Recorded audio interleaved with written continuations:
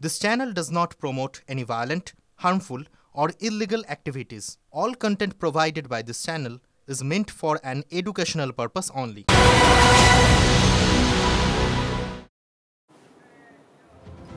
কাল থেকে দেশে শুরু হচ্ছে লোকসভা ভোট। প্রস্তুতি তুঙ্গে।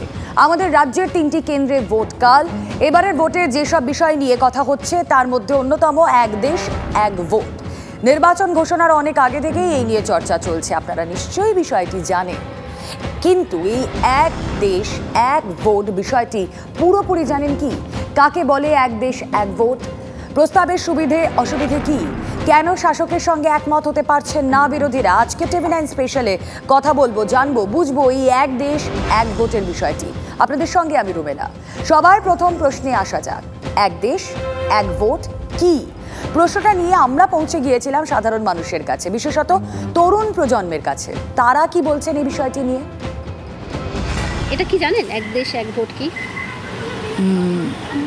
মানে বোঝালে বুঝতে পারবো, বাট এমনি কি জানেন যে কোনো ধারণা আছে এক দেশ এক ভোটটা কি?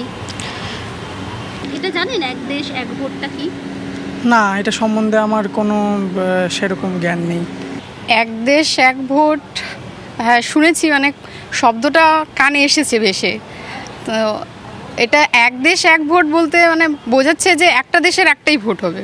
এটার মানে জানেন এক দেশ এক ভোট সেটা কি? না, আমি এই সম্বন্ধে কিছু শুনিনি। জেনে থাকবে বা না জেনে থাকবে, আমার জানা নেই। এটা জানো কি এক দেশ এক ভোট? শুনেছো? না, তেমন কিছু আমি জানি না এই ব্যাপারে। এক দেশ এক ভোট মানে একজনকে দিতে হবে, ডেমোক্রেসি তুলে দেবে, এরকম কথা বলছে। না, কিছু বলার নেই, আপাতত কিছু বলার নেই, যেরকম চলছে চলুক। বুঝলেন, যুব প্রজন্ম বিষয়টি নিয়ে খুব বেশি জানে না। তাহলে প্রথম প্রশ্নের উত্তরেই আসা যাক, এই এক দেশ এক ভোট নিয়ে যে চর্চা চলছে সেই বিষয়টা আসলে কি? এক দেশ এক ভোট একটা প্রস্তাব। কি বলা হয়েছে এই প্রস্তাবে? সোজা কথায়, দেশে লোকসভা ও বিধানসভা দুটি ভোটই একসঙ্গে অনুষ্ঠিত হবে। একবার ভোটের লাইনে দাঁড়িয়ে রাজ্য ও কেন্দ্রের সরকার বেছে নেবেন ভোটাররা। নতুন প্রস্তাব নিয়ে আলোচনা চলছে, কিন্তু বিষয়টা কি আমাদের দেশে নতুন? একেবারেই নয়। তথ্য বলছে 1952 থেকে 1967 সাল পর্যন্ত ভারতে একসঙ্গেই হতো লোকসভা ও বিধানসভা ভোট। 1968 ও 1969 সালে বেশ কয়েকটি রাজ্যে সরকার ভেঙে যায়। 1970 সালে কেন্দ্রেও সরকার ভাঙে। তারপর থেকেই বদলে যায় পরিস্থিতি। আলাদা আলাদাভাবে হতে শুরু করে লোকসভা ও বিধানসভা ভোট। 1983 সালে ফের একসঙ্গে ভোটের প্রস্তাব দেয় নির্বাচন কমিশন। তবে তৎকালীন কেন্দ্রীয় সরকার সেই প্রস্তাব মানতে চায়নি। 1999 সালে ফের একই প্রস্তাব দেয় আইন কমিশন। 67-এর পরে নির্বাচনের কোনো আমাদের একটা সাধারণ রুটিন মেনে হয়নি। ধরুন সারা ভারতবর্ষেই সারা বছর কোথাও না কোথাও ভোট, কোথাও উপনির্বাচন হচ্ছে, একটি রাজ্য একটি সময় ভোট হচ্ছে, আরেকটি রাজ্য আরেকটি সময়। রেয়ার অফ দ্য রেয়ার অপশনে কিছু রাজ্যের নির্বাচন একসাথে হয়। অর্থাৎ এই যে বিক্ষিপ্ত ভোটটা ঘেটে যাওয়া, এটা কিন্তু কার্যত 67-এর পর থেকে হয়, যখন মূলত সেন্ট্রালে কংগ্রেসি সরকার তাদের পলিটিক্যাল স্বার্থ চরিতার্থ করার জন্য অকংগ্রেসীয় রাজ্যগুলো, বিরোধী রাজ্যগুলোকে কার্যত ডেকে ডেকে রাষ্ট্রপতি শাসন, সরকার ফেলে দেওয়া, প্রিম্যাচিওর গভর্নমেন্ট ফল করে দেওয়া। তাতে কি হয়েছে, একটা যে ডেলি রুটিন বেসিসে ভোটটা হতো, যে একই টার্মে বিধানসভা শেষ হবে লোকসভা শেষ হবে, সেটা কিন্তু কার্যত এই তারতম্যটা, সাযুজ্যটা কিন্তু নষ্ট হয়ে যায়। সহজ কথায়, এই প্রস্তাব বা ভাবনা চিন্তা নতুন কিছু নয়। যেটা ছিল সেটাকেই নতুনভাবে ফিরিয়ে আনার চেষ্টা। যে প্রস্তাব দেওয়া হয়েছে তার একটা ছোট্ট উদাহরণ হিসেবে দেখা যেতে পারে আমাদের রাজ্যের দুটি বিধানসভা কেন্দ্রকে। বরানগর ও ভগবানগোলা উপনির্বাচন। একই দিনে সাংসদ ও বিধায়ক বেছে নেওয়ার জন্য ভোটের লাইনে দাঁড়াবেন এই দুই কেন্দ্রের মানুষ।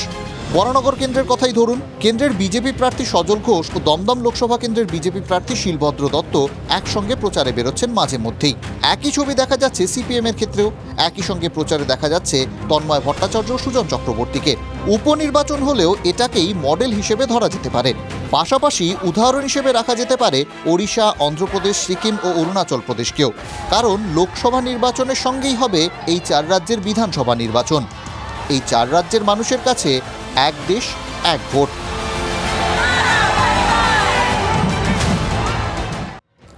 1967 পর্যন্ত একসঙ্গেই ভোট হতো, আর তারপর থেকে ছবিটা বদলে যেতে শুরু করে।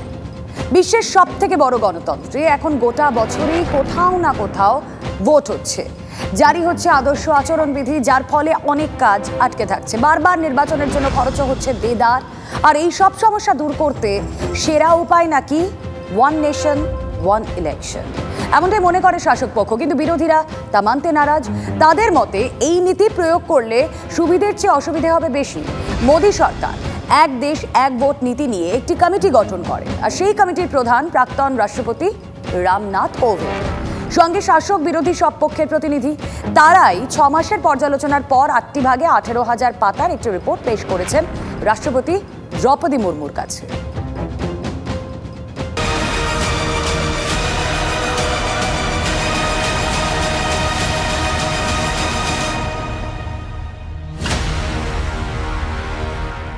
वन नेशन वन इलेक्शन हमारा एक कमिटमेंट है। बहुत लोगों ने इसमें जो कमेटी को अपना सुझाव दिए हैं, बहुत ही पॉजिटिव सुझाव आए हैं और बड़े इनोवेटिव सुझाव आए हैं, और देश का बहुत बड़ा लाभ होगा अगर हम इस रिपोर्ट को लागू करवा पाते हैं। तो ওয়ান নেশন ওয়ান ইলেকশন মানে দেশে আর নির্বাচন হবে না, ফেডারেল স্ট্রাকচার থাকবে না, রাজ্যগুলো থাকবে না, দেশে নির্বাচন হবে না।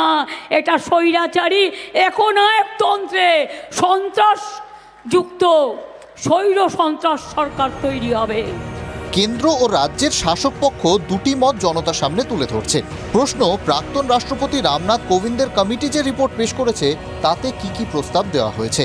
সূত্রের খবর, 2029 থেকে এক দেশ এক ভোট নীতি কার্যকর করা যেতে পারে বলেই বলা হয়েছে রিপোর্টে। সূত্রের খবর, পরবর্তীকালে পুরসভা ও পঞ্চায়েতগুলিকেও এই পদ্ধতিতে যুক্ত করার প্রস্তাব দেওয়া হয়েছে। শোনা যাচ্ছে লোকসভা ও বিধানসভা ভোটের 100 দিনের মধ্যে পুরসভা ও পঞ্চায়েত ভোটের প্রস্তাব দেওয়া হয়েছে কমিটির পক্ষ থেকে। কিন্তু এই কমিটির প্রস্তাব নিয়েও আছে একাধিক প্রশ্ন, যার মধ্যে সব থেকে বড় প্রশ্ন, একসঙ্গে ভোট হওয়ার পর কোনো সরকার পড়ে গেলে কি হবে। সূত্রের খবর, প্রস্তাব অনুযায়ী অন্তর্বর্তী সময়ের জন্য নির্বাচনের কথা বলা হয়েছে, কিন্তু দেশের সংবিধান অনুযায়ী নির্বাচিত সরকারের মেয়াদ তো 5 বছর। সেক্ষেত্রে আইন সংশোধন করা ছাড়া আর কোনো উপায় থাকছে কি? শুধু এই একটা বিষয় নয়, আরও একাধিক বিষয়ে সুবিধে অসুবিধের জায়গা রয়েছে। রাজনৈতিক বিশ্লেষকদের কথায় 1967 সালে শেষবার হওয়া এক দেশ এক ভোটের চিত্র আর বর্তমান রাজনৈতিক চিত্র মোটেই এক নয়। এক দেশ এক ভোট যে সময় কার্যকর ছিল, স্বাধীনতার ঠিক পরে 4টি নির্বাচন, সাধারণ নির্বাচন, সেই সময় আঞ্চলিক দলের সংখ্যাটা আজকের তুলনায় বহু যোজন কম ছিল, আজকে বহুগুণ বেশি আঞ্চলিক দল। আঞ্চলিক দল বলতেই আমরা যেটুকু একটা প্রাইমারি স্পেয়ারে বুঝি, তাদের আর্থিক একটা দুর্বলতার জায়গা থাকে।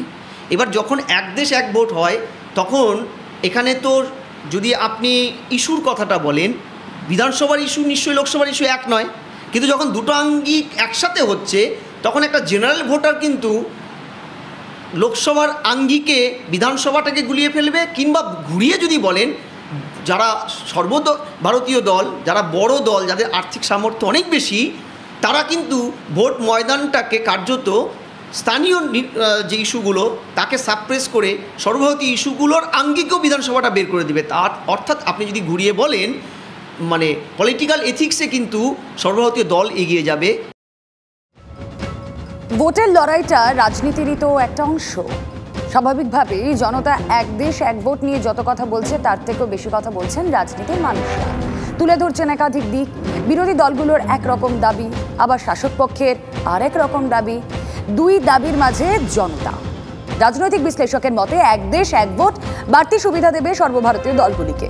সেটাই কি সব থেকে বড় মাথা ব্যথার কারণ আঞ্চলিক দল বা সো কল্ড ছোট রাজনৈতিক দলগুলোর কাছে? আমাদের দলনেত্রী মমতা বন্দ্যোপাধ্যায় ইতিমধ্যেই বিস্তারিত চিঠি দিয়ে জানিয়ে দিয়েছেন, এই কমিটির যিনি চেয়ারম্যান ছিলেন প্রাক্তন রাষ্ট্রপতি, তাকে অ্যাড্রেস করে তিনি সেই চিঠির মধ্যে এটা পরিষ্কার করে বুঝিয়ে দিয়েছেন যে আমাদের দেশের যে রাজনৈতিক পরিকাঠামো, যে ভৌগোলিক পরিকাঠামো, তাতে এটা কখনোই সম্ভব নয়। এক দেশ এক ভোটের যে কথাটা দিল্লিওয়ালারা বলছে, এটা আসলে এক ভোট নো ভোটের মনোভাব। এই সরকার যারা আছে তারা যে বন্ধভাবে চলতে চায়, তাদের সংবিধানকে বাতিল করবে, সংসদীয় গণতন্ত্রকে খারিজ করে দেবে এবং ভোট কেন লোকের অত ভোট দেওয়ার দরকার কি আছে? এই আমরা ঠিক করেছি সব, সংবিধানের বিধি ব্যবস্থাকে ভাঙবে। কোনো পার্থক্যই নেই। এই যে বরানগরে হচ্ছে এক দেশ এক ভোট, তারই নমুনা, ছোট স্যাম্পেল। আপনার একদিনে যদি 3টে ভোট হয়, একই নিরাপত্তায়, একই সরকারি ব্যয়, একই সমস্ত কিছুতে, একবারে হয়ে যাবে। প্র্যাকটিক্যালি প্রত্যেক 1.5-2 বছর অন্তর একটা করে ভোট পেশ করতে হয়, একবারে সেটা নিন না। কেন এক দেশ? এত কিছু, সমস্ত কিছু আলাদা আছে এবং সব বৈচিত্র্যের মধ্যে ঐক্য আমাদের দেশের বেসিক কথা। রবীন্দ্রনাথের কথা, বিবিধের মাঝে দেখো মিলন মহান। হঠাৎ এক দেশ এক ভোট করে গোটা এটা ফ্যাসিবাদী ব্যবস্থাকে কায়েম করার চেষ্টা, এবং এতে করে লোকসভা ছাড়া, দিল্লির ভোট ছাড়া আর যে ভোটগুলো সেগুলোর গুরুত্ব কমা এবং বিজেপির সুবিধা হওয়া ছাড়া আর কিছু হয় না। মোদি হয় তো মুমকিন হয়। ধারা 370 হাঁটিয়েছি আমরা, 3 তালাক হাঁটিয়েছি, রাম মন্দির হয়ে গেছে, জিএসটি উনি লাগু করেছেন, ডিমনিটাইজেশন করেছেন। এত চিৎকার করেছে, এরা প্রস্তাব নিয়েছে বিধানসভায়, কিচ্ছু করতে পারেনি। এরা দর্শকের ভূমিকায় ছিল, দর্শকের ভূমিকায় থাকবে, মোদি এটা করবেন। রাজনৈতিক দলগুলো নিজেদের মতো করে সবটা দেখছেন, সেইভাবেই জনতার সামনে তুলে ধরছেন। এখন জনতা ঠিক করবে সে কি চায়, না সেটা আর হচ্ছে কোথায়? কারণ জনতা দেশের নীতি নির্ধারণ করে না, সেই দায়িত্ব রাজনৈতিক দলগুলোকেই নিতে হবে। কারণ সংসদে বসে তাঁরাই ঠিক করবেন দেশে কি হবে। এক দেশ এক ভোটের সপক্ষে দুটি যুক্তি সব থেকে বেশি সামনে তুলে ধরা হচ্ছে। প্রথমত, নির্বাচনের খরচ অনেক কমবে। দ্বিতীয়ত, প্রশাসনিক দিক থেকে অনেক সুবিধা হবে। বিভিন্ন ভোটের জন্য আদর্শ আচরণবিধি লাগু হয়, তাতে প্রশাসনিক অনেক কাজ, উন্নয়নমূলক প্রকল্প আটকে থাকে, সেই সময়টাও নাকি বাঁচবে। এই বিষয়গুলিও বোঝার এবং জানার এক দেশ এক ভোট হলে সত্যিই কি তাই হবে? দেখা যাক কি বলছেন রাজনৈতিক বিশ্লেষক এবং অর্থনীতির বিশেষজ্ঞরা। এক দেশ এক ভোটের পক্ষে কেন্দ্রীয় সরকার। যে বিশেষজ্ঞ কমিটি গঠন করা হয়েছিল তারাও মেনে নিচ্ছেন এক দেশ এক ভোটের ক্ষেত্রে খরচ অনেক কমবে। বিভিন্ন রিপোর্ট বলছে 2019 সালের লোকসভা নির্বাচনে প্রায় 60,000 কোটি টাকা খরচ হয়েছিল। বিধানসভা নির্বাচনের ক্ষেত্রে আবার আলাদা আলাদা হিসেব। সব মিলিয়ে সেই খরচ অনেকটাই কমবে বলে আশা রাজনৈতিক বিশ্লেষকদের। কিন্তু সেই যুক্তি মানতে নারাজ অর্থনীতির বিশেষজ্ঞরা। নির্বাচনী বুথে যদি একটি মানুষ 2টো মতদান দিতে যেত, বিধানসভার এবং লোকসভার, তাহলে দেখুন ভারতবর্ষে নির্বাচনী প্রক্রিয়া চালনার ক্ষেত্রে যে বিপুল অঙ্কের অর্থ যেমন 2019-এ একটা হিসাব বলছে লোকসভা নির্বাচন কনভে করতে এদেশে 60,000 কোটি টাকা খরচা করা হয়েছিল। এটা নির্বাচনী প্রক্রিয়াকরণ, আনুষঙ্গিক খরচাগুলো বাদ দিলে, তাহলে এই বিপুল অঙ্কের টাকাটা তো জনগণের টাকা। একটা দরিদ্র দেশে এই টাকাটা তো বড় বার্ডেন বলুন। ফলে এটা কিন্তু এই আঙ্গিকে আমার মনে হয় সঠিক পদক্ষেপ হবে যদি এটা এক দেশ এক নির্বাচনটা করা যায়। এটা তো আজ পর্যন্ত হিসেবপত্র কষে দেখা হয়নি। একটা নির্বাচনকে কেন্দ্র করে যে খরচ হয়, সেই খরচটা কমানোর তার আলাদা ম্যানেজমেন্ট রয়েছে। প্রযুক্তি ব্যবহার হচ্ছে, অতীতে যে খরচ হতো সেই খরচটা আজকে তার বহু জায়গায় খরচ কমছে, বহু জায়গায় আবার খরচ বাড়ছে।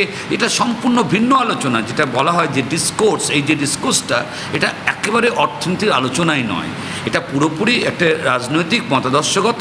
আমি আরও ভালো করে স্পষ্ট বলি, এটা দর্শনের অবস্থান থেকে কথা বলি। অর্থনীতির পাশাপাশি আছে সময় ফ্যাক্টর, আছে ভোট বিমুখ জনতাকে ভোটের লাইনে নিয়ে যাওয়ার প্রবণতা বৃদ্ধির মতো বিষয়গুলি।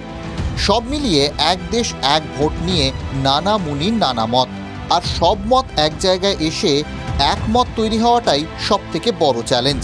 যে একমতে জায়গা পাবে সব পক্ষের যুক্তি, স্বচ্ছ হবে নির্বাচন প্রক্রিয়া। Bureau report, TV9 Bangla.